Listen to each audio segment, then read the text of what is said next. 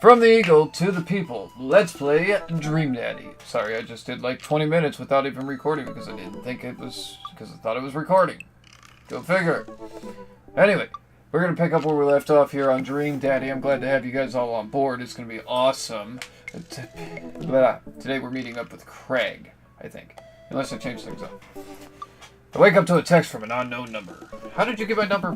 One, how did you get my number to begin with? And two, who are you? Rise and shine, early birds. Still want to work out? This is Craig, by the way. Holy crap! It's like 6 a.m. Who does 6 a.m. anymore? Without realizing it, I drift back into sleep. Oops, I must squeak back out. Check my phone again. Hey, bud. Still want to get your swole on? I'm ready to tear up the track. Hit me up. God, the last thing I want to do right now is work out. But it is Craig. I do want to catch up. Hello, Jim. Hey, man, I need a few minutes to wake up, but let's meet up in 20. A few seconds after, another text comes in. Sure thing. Meet me at the gym, bro. Stretch my bones and creak. I gotta stop falling asleep on the couch. I throw off the blanket and... Hey, wait. I don't remember falling asleep with the blanket. Amanda must have tucked me in after I fell asleep. Bless that child. I reluctantly brush my teeth, throw on the only pair of clothes that I own that are even kind of gym appropriate, and head out the door. That's about right, because I didn't have that many to begin with either. The neighborhood is quiet and serene early in the morning. Birds chirp and the grass is still wet with dew. Surprisingly, the gym is pretty crowded. I spot Craig standing out front, stretching, of course. He spots me and waves enthusiastically. Hi! Good to see you guys. I'm glad you could be joining me today. Hey, bro. Good morning. Hey, good to see you, man. I'm definitely not as pumped up as he is. Maybe I should have had some coffee before I left. Why did you leave the house without a cup of coffee? Come on, man. This is not that hard. Oh. You ready to kick some butt? Yeah, with your help I am. I get the feeling this is going to be less of kicking butt and more of the gym kicking my butt. But I can handle it with you here. Oh. Dude, bro, that means a lot. Hey! Head into the gym and I'm immediately intimidated. All of these people look like they could break me in half, and it seems like Craig is friends with all of them. Oh. He high-fives and finger guns at the cool jocks in the room. They look like they could and would steal my lunch money to spend on protein shakes. Oh yeah. Come on, bud, let's warm up. See, we head over to the treadmills and start walking. Okay, I can walk. Walking is good. This is a decent place to be. Walking. So I know we're on the treadmills. Oh. Yes. And those over there are the ellipticals. Oh. Yes, very good. What is all the other stuff? Craig laughs. Ha ha ha ha ha. Nice. They might look a little bit scary, but I guarantee that all of them serve a specific purpose for building muscle mass. Watch as a dude in a muscular tee flexes a muscle I didn't even know existed on a machine I think was once used to process grain into flour. What's that? Why is that guy doing that to himself? Nice. It's a good question, bro. What do you think he's doing? Training to crush people with his thighs. He's trying to make his thighs so strong that he could crush people's skulls with them. Yeah, that's pretty much the only reason I work out. Oh no, Craig is turning up the speed. I better do the same. See, now this is the problem with the gym. I hate going to the gym because, one, you get all these people in there, and it's not the people that make it the problem, but it is. Because it's like, I'll get on a machine, I'll slap 90 pounds on it because that's comfortable for me, and I don't like doing too much if I don't have to, unless I'm trying to kill myself. That, and I've got disabilities that keep me from blah, blah, blah, whatever. But I'll put my 90 pounds on, and then I got some dude standing there looking at me like, hey, bro, you're a wimp. I could totally lift double that. It's annoying. If I'm going to the gym, I just want to work out. I don't want to be stared at. It's awkward and creepy. Have you ever been creeped out before? I have, at a gym. I went to a gym once. It was horrible. Alright. Oh no, Craig is turning up the speed. I'd better do the same. Now, how long have you been doing the buff thing? Oh. A couple of years now. You know, off and on. And what do you do when you're not dadding, working, or buffing? Oh, I coach my twin softball team. Dude, where do you get the time to do all this? That still counts as dadding and buffing. I keep busy. What do you do for fun?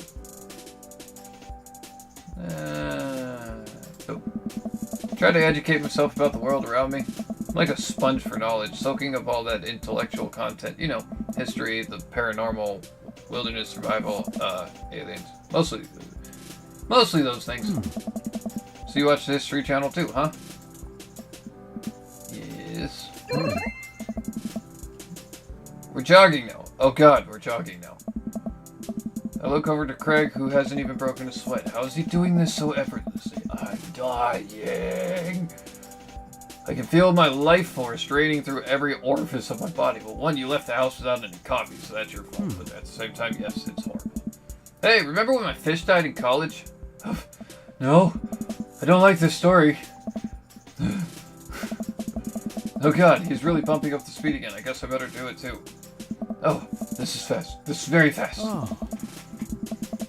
We were at that party, and you vowed to make me feel better. You tell me to go create a distraction, so of course I do it.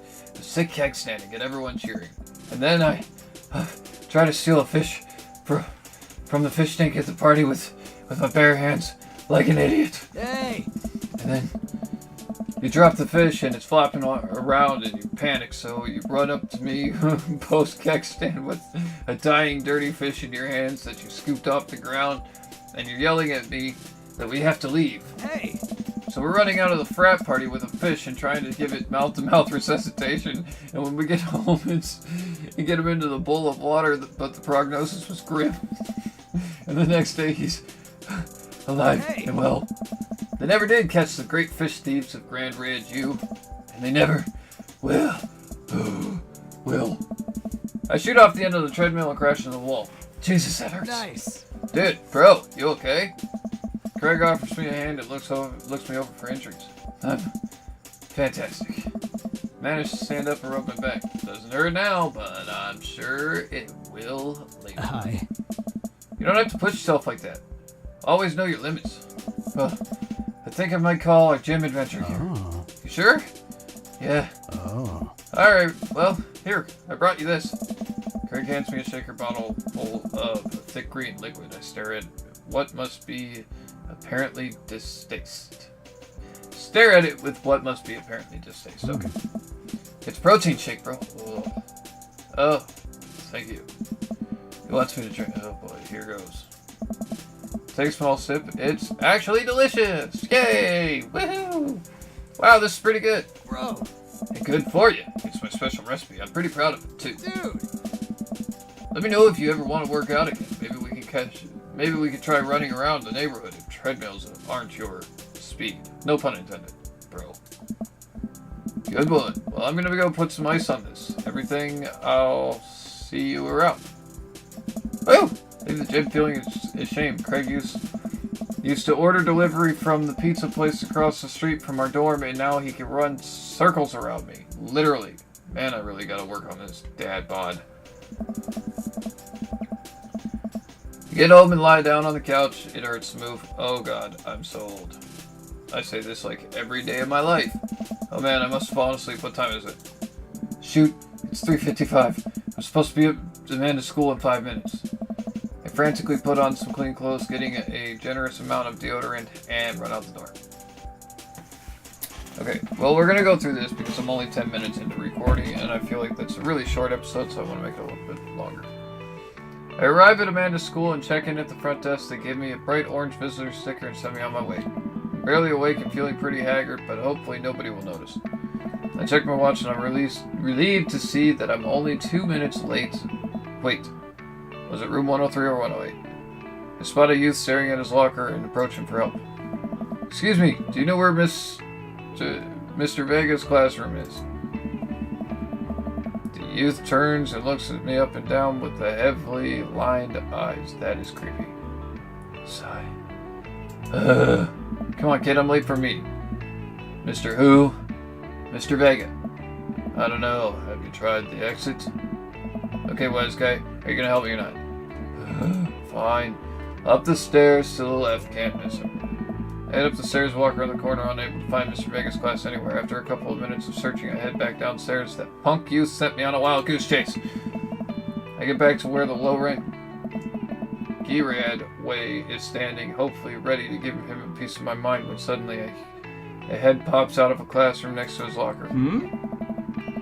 Lucian! Don't you have a third period to get to?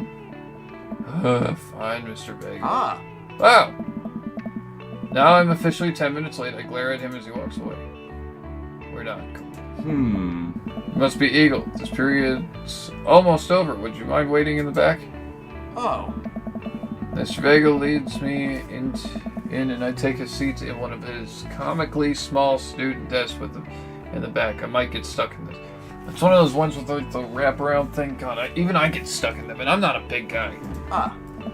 Alright, where were we? Now, you can tell me about the unreliability of the narrator in J.D. Salinger, Catcher in the Rye?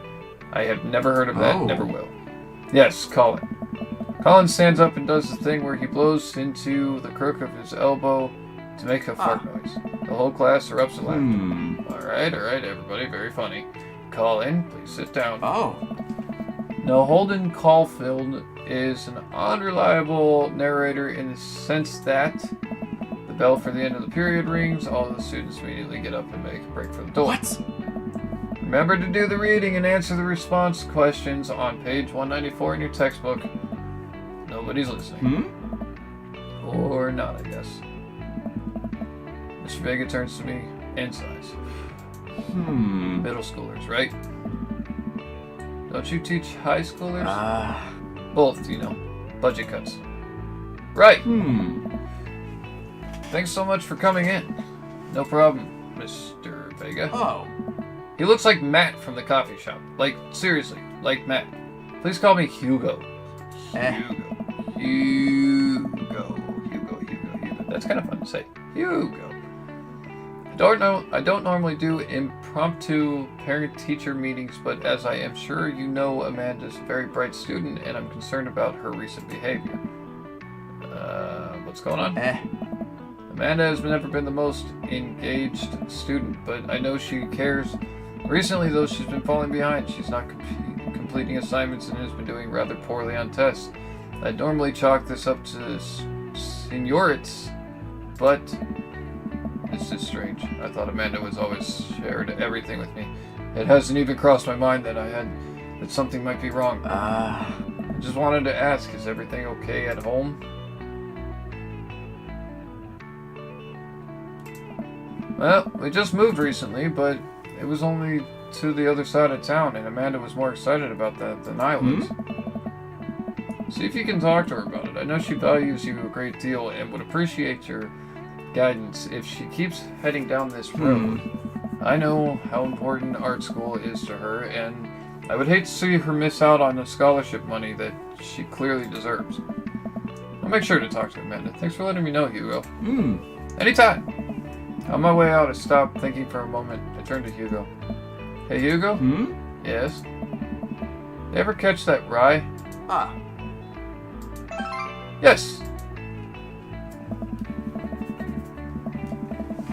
I leave the classroom and make my way out of the school. I'm still a little bit in shock that Amanda was able to hide this so well from me. She's always been such a force of positivity in my life, especially after we lost her mother.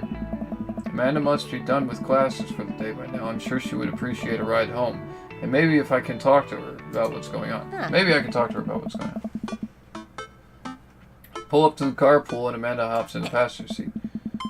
So, did you have fun gossiping about me? Mr. Vega and I actually just gossiped about celebrity crushes. So you talked about Mario Batali and the whole time. You know, okay, in all honesty, he is really awesome though. It was a very productive meeting. Pretty hungry. Can we grab some dinner? Sure thing.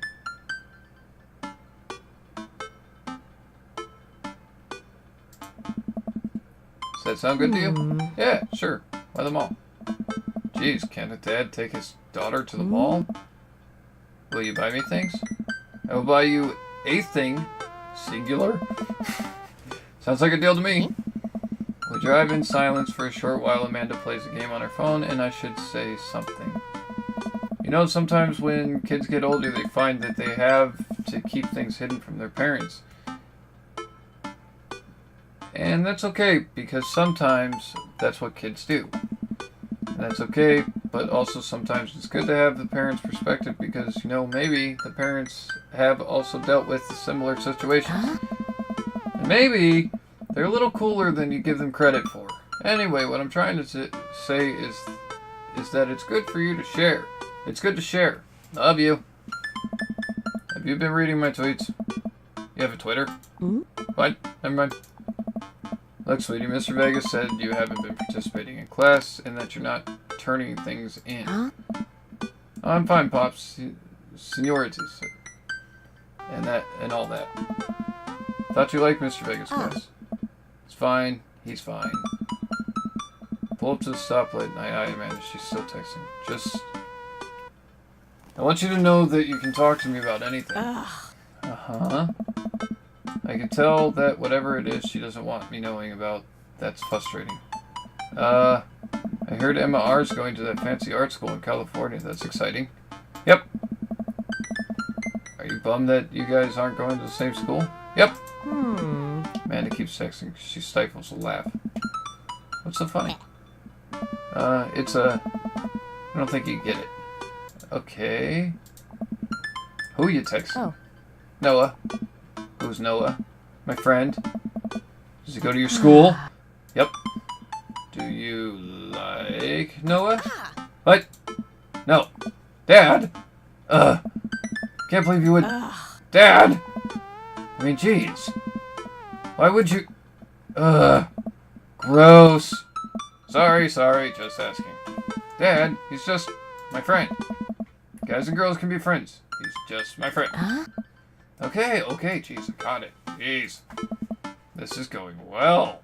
I should have said Portis, I'm thinking the same thing. Well, good talk. Love you, kiddo. She leans forward and turns the radio on. I guess that conversation is over. To the mall, then.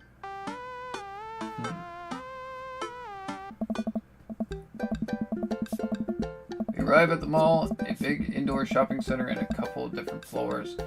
It's kind of dead, but that doesn't stop the mall security guard from yelling at a group of loitering teens. Let's eat something disgusting for dinner. Yeah. Hell yeah. Language missing. Heck yeah. Better.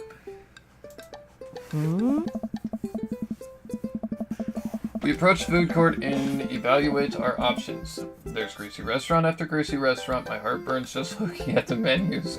Nobody looks happy to be here. What are you in the mood for? Bread dipped in sugar, bread with cheese on it, or do you want me to inject some fat directly into your bloodstream? I extend my hand to her. Would you do the honor of sharing some nachos? She takes my hand with a grin. Make me the happiest, cheesiest girl alive. We order a giant pile of chips and unnaturally orange cheese from an unenthusiastic and possibly stoned teenager. We take a seat at a rickety table and dig in. These are bad. These are very bad. But also strangely delicious. We have to eat through the pain. We enjoy the fluorescent cheesy goodness together until we're all out of nachos. So, something's been bothering me for a while. Can you explain memes to me? Huh? Which meme? All memes. Dad. Amanda sighs deeply and places her head in her hands. Dad, it's complicated. See, memes are inside jokes shared by a bunch of people that gets less funny the more people do it. So the problem is that by the time a meme gets to you, Dad, all of us youths have already done the joke to death. And what's worse than that is that movies and TVs and video games will try to jump in on the meme train, but just based on how long it takes to make them, the memes will be long dead by the time it comes out. So it just dates it and isn't funny. Oh, Sean. What up? Dad, please. Anyway, changing the subject. Where to now? Actually, that was actually a decent explanation of memes, because a lot of memes do that. Kids these days, man. Kids. Wanna go to that goth store? What? You know, the one that's all black and tries to establish itself with an anti-establishment despite being an exact representation of the establishment? I don't know what store you're talking about. You know, the one where you can buy chains, wallets, and basically an assault on what people fought so hard against in the punk and hardcore moments of the 70s and 80s? Dude, you gotta be more specific. When you threw up in that one time. Oh, that one! Really? That's what gets you? Amanda runs into the store with me. Tailing behind her, she makes a beeline for the back. There it is. You can still see the outline, kinda. I'm so proud. Speech. Amanda. Speech. Speech. Speech. Speed. Alright, I'll do it if you stop chanting. Amanda stops immediately. Clear my throat. Thank you all for joining us here today to commemorate a historical moment that would forever shape history. On a day very much like today, some 5 years ago, our very own Amanda and I had too much blue raspberry slushy on an outing to the mall. After begging her father to take her to Dead Goth and Beyond to buy rainbow suspenders, she proceeded to throw up all over a display of My Chemical Romance merchandise. Her loving father then had to pay for said merchandise, which to this day remains amongst our possessions. Thank you. Amanda is moved. She begins clapping, slow at first and faster and more vigorously. Several other patrons turn their heads. One of them starts clapping. I bow my head. Oh yeah. Oh hey, chain wallets. Well, Amanda, I'm assuming that Amanda busies herself looking at band t-shirts. I try to find something of interest to myself. Not much for a dad to look at in a Dead Goth and Beyond.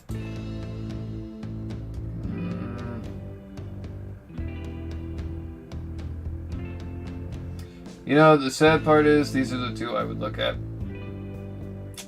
I'm gonna have to go for mugs. Suddenly stricken by an existential fear. I'm not gonna try to pronounce that. I can't speak. It's 5 o'clock in the morning. There's only one number one dad. Then why are there so many other mugs here that say that? The whole time I thought I was the only one. If I'm not number one, where do I place the global dad ranking charts? I have work to do. Look, this is very important to me. Over here, a stifled argument over the cash register. An older gentleman is carrying a garment and shows it to a bored-looking cashier with pink hair. I can see that. Don't know what to tell you, dude. I just work here. What? Listen, when I bought this outline on the website, it said this blouse was Victorian inspired. However, when I received it, it's clearly held trademark of Edward Dressage. Weird. Do you want a coupon? I can give you a coupon, bro. Will you leave if I give you a coupon? Is there a manager present? People have to know what they're buying. I am the manager. See. Well, it would seem that I have outstayed my welcome. Good day, shopkeeper. Your superiors will receive a strongly worded letter by post. Whatever, dude. The man whirls around and storms out, his literal coattails trailing behind him. I can't tell if they're Victorian-inspired or Edwardian in nature. Amanda trots up to me with the t-shirt in her hand. Oh boy, here it comes. Hey, Tron 5000. Yes, I'll buy it for you. Wow, that was easy. Thanks. At least it's only one this time. Amanda plops the shirt on the counter and grins at the cashier. Love your hair. The cashier says nothing and rings Amanda up. Radiating hatred, I hand her a 20. So, what's that guy's deal? The cashier rolls her eyes so hard I'm worried she'll pull something. Wow, that's an impressive eye roll.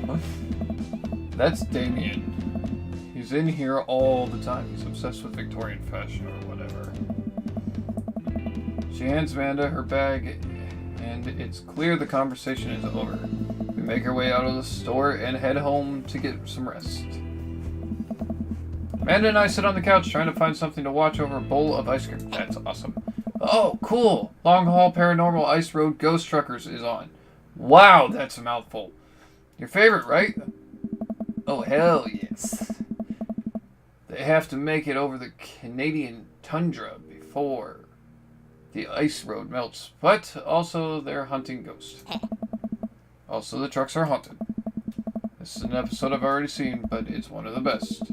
Callium and Flint, Dogbone, the twin brother truck driving and ghost haunting duo find themselves in the greatest peril yet. Oh no! The ghost done got control of the truck. I can't steer. I can't steer on them damn ice roads. Jesus. Oh my god. Let me use this AVP meter to try and communicate with the spirits. Fly, we're about to die! Almost got it. If you listen carefully, it sounds like they're saying, you're going to die. That's because we're about to die, you! This is art. This episode ends and Amanda excuses herself to start arguments on the internet. I'll stay up a little longer, curious about the exploits of Callum and Flint Dogbone after their disastrous ice road accident. Afterwards, I crawl into bed and get a good night's sleep. And on that good night's sleep, that's where I'm actually going to call this episode. If you like this episode, go ahead and smack the crap out of the like button. Don't forget to hit the subscribe button and the notification bell. That way, you can be entered for the giveaway. Don't forget to leave that in the comments too. And I will see all of you guys in the next video. Bye-bye!